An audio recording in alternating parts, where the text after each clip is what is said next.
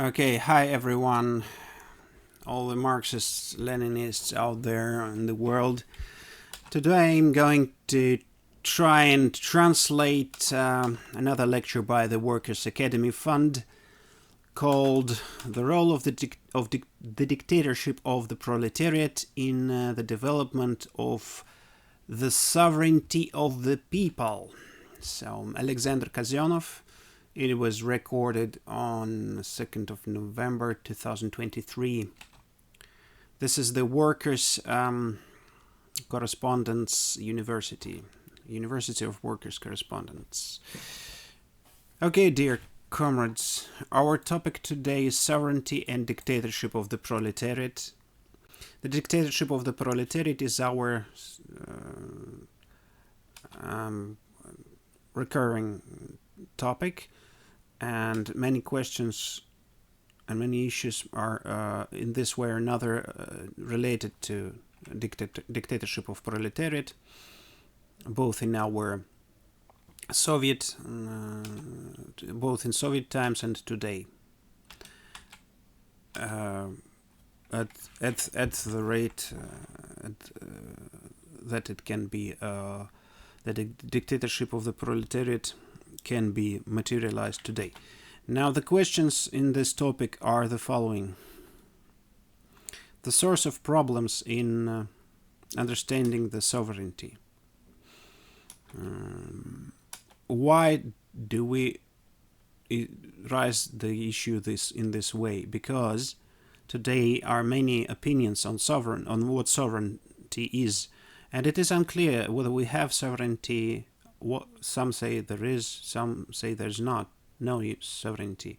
Thirdly, we don't really understand what sovereignty is, and the source here is that at a certain time when the teaching of Marx and Engels only started to appear, was in the stage of becoming, Engels wrote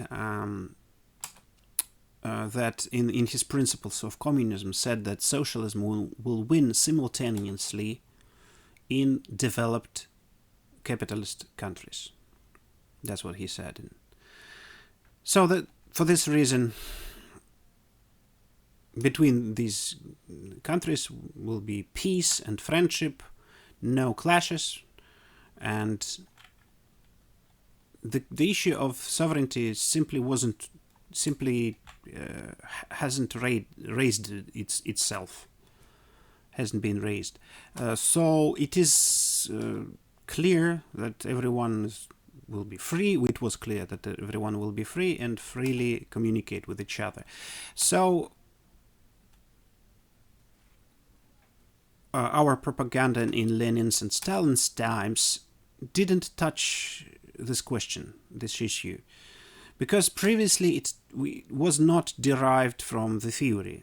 And when we actually won the Soviet power,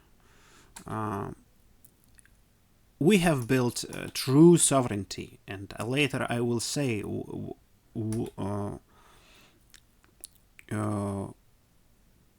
what it is and what's it about.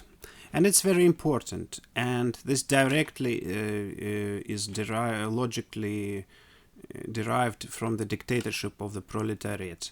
The dictatorship of proletariat, it only ensured the true sovereignty. And I will say what it is about later.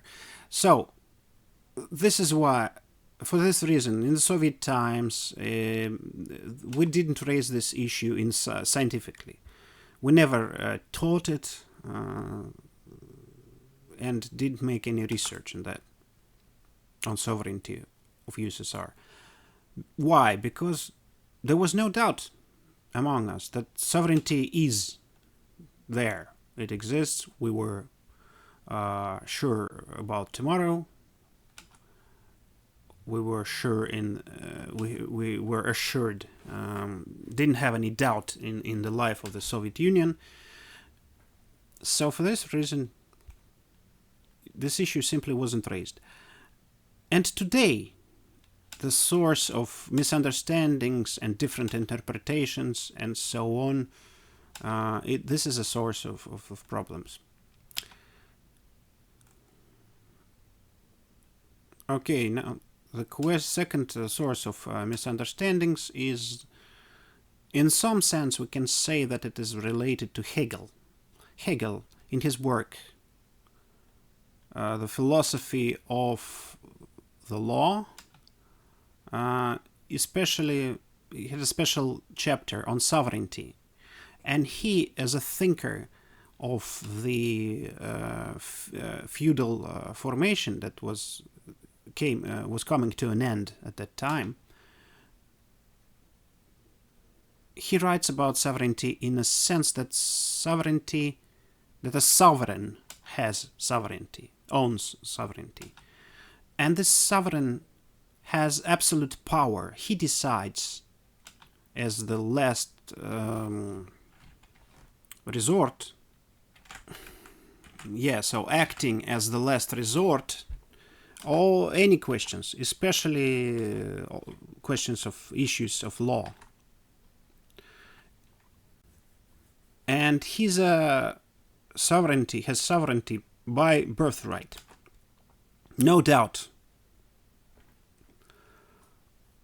that one person in power has it. It's the king. He's naturally a king. So no quarrels and problems there.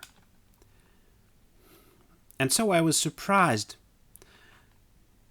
I read this work by Marx where he criticized Hegel's work. Exactly that work. Young Marx, he was 27 years old at the time. So I read this work when I was young, and then I sometimes referred to it, and it didn't raise any issues. No problems with me. But now, when I started looking into the topic of sovereignty, I can see that Marx, exactly these chapters that were devoted to sovereignty, reviews very closely. Marx reviewed these chapters very closely, and criticizes Hegel, even very in a cruel way, I would say, in some regard. And he shows that Hegel here has a weak point of view, because nature and natural qualities of an individual cannot give birth to political phenomena of sovereignty. And there was a lot of this kind of thoughts about state in general, and about sovereignty.